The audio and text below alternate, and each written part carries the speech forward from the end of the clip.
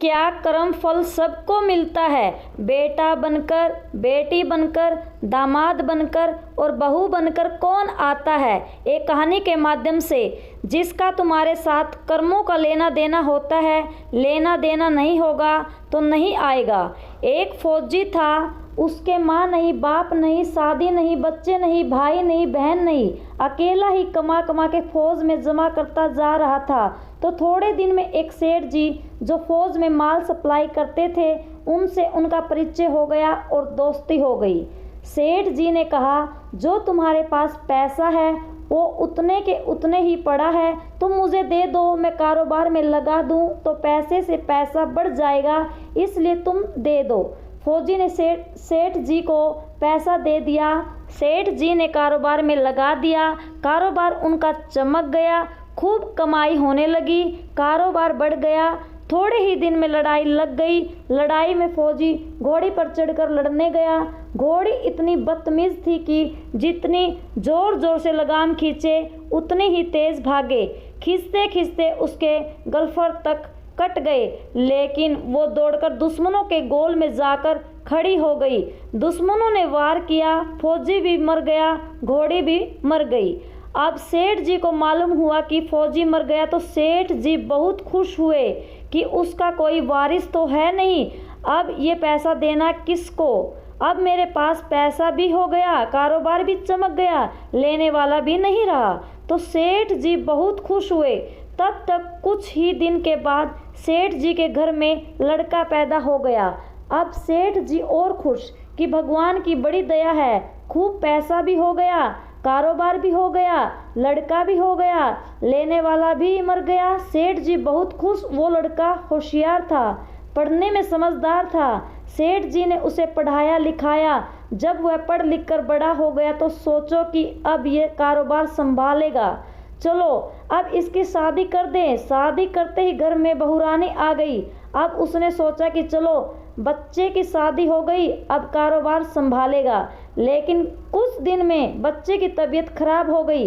अब सेठ जी डॉक्टर के पास, हकीम के पास, वैद्य के पास दौड़ रहे हैं। वैद्य जी जो दवा दे रहे हैं वो असर नहीं कर रही, बीमारी बढ़ती ही जा रही है, पैसा बर्बाद हो रहा है और बीमारी बढ़ती ही जा रही है, रोग कट नहीं रहा, पैसा खूब लग रहा है। अब अंत में डॉक्टर ने कह दिया कि ला इलाज मर्ज हो गया, इसको अब असाध्य रोग हो गया, ये बच्चा 2 दिन में मर जाएगा। डॉक्टरों के जवाब देने पर सेठ जी निराश होकर बच्चे को लेकर रोते हुए आ रहे थे। रास्ते में एक आदमी मिला। कहा, अरे सेठ जी क्या हुआ, बहुत दुखी लग रहे हो। सेठ जी ने कहा, ये बच्चा जवान था, हमने सोचा बुढ़ापे में मदद करेगा, अब ये बीमार हो गया। शादी होते ही हमने इसके लिए खूब पैसा लगा दिया। जिसने जितना मांगा उतना दिया, लेकिन आज डॉक्टरों ने जवाब दे दिया अब ये बचेगा नहीं, असाध्य रोग हो गया, लाइलाज मर्ज है, अब ले जाओ घर, 2 दिन में मर जाएगा। आदमी ने कहा, अरे सेठ जी तुम क्यों दिल छोड़ रहे हो, पड़ोस में वैद्य जी दवा देते हैं, 2 आने की पुड़िया खाकर मुर्दा भी उठकर खड़ा हो जाता है, जल्दी से तुम वैद्य जी की दवा ले आओ। सेठ जी दौड़कर गए, 2 आने की पुड़िया ले आए और पैसा दे दिया। पुड़िया ले आए, बच्चे को खिलाई, बच्चा पुड़िया खाते ही मर गया। बच्चा मर गया। अब सेठ जी रो रहे हैं, सेठानी भी रो रही है और घर में बहुरानी और पूरा गांव भी रो रहा है। गांव में शोर मच गया कि बहुरानी सेठ की कमर जवानी में टूट गई। सब लोग रो रहे हैं। तब तक एक महात्मा जी आ गए। उन्होंने कहा, भाई क्यों रोना धोना। लोग बोले, इस सेठ का एक ही जवान लड़का था, वो भी मर गया, इसलिए सब लोग रो रहे हैं, सब दुखी हो रहे हैं। महात्मा बोले, सेठ जी रोना क्यों। सेठ, महाराज जिसका जवान बेटा मर जाए और रोएगा नहीं तो क्या करेगा।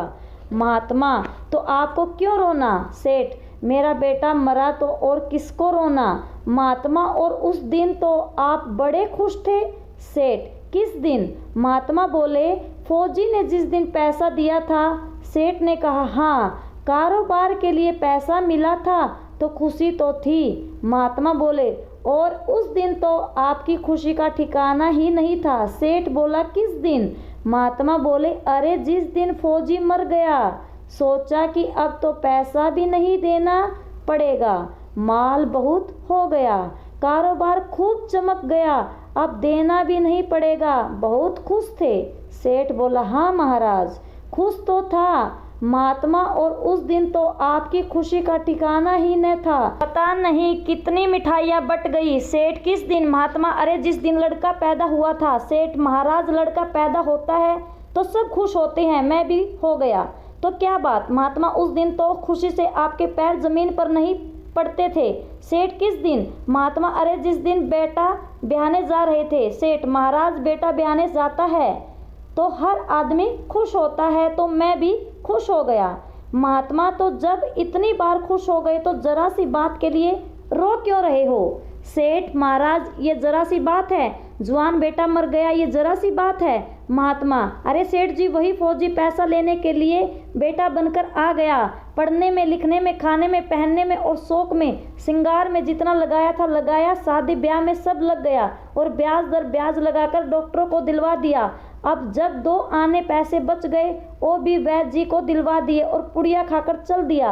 अब कर्मों का लेना देना पूरा हुआ। सेठ जी ने कहा, हमारे साथ तो कर्मों का लेन देन था, चलो हमारे साथ तो जो हुआ सो हुआ, लेकिन वो जवान बहुरानी घर में रो रही है। जवानी में उसको धोखा देकर विधवा बनाकर चला गया, उसका क्या जुर्म था कि उसके साथ ऐसा गुनाह किया?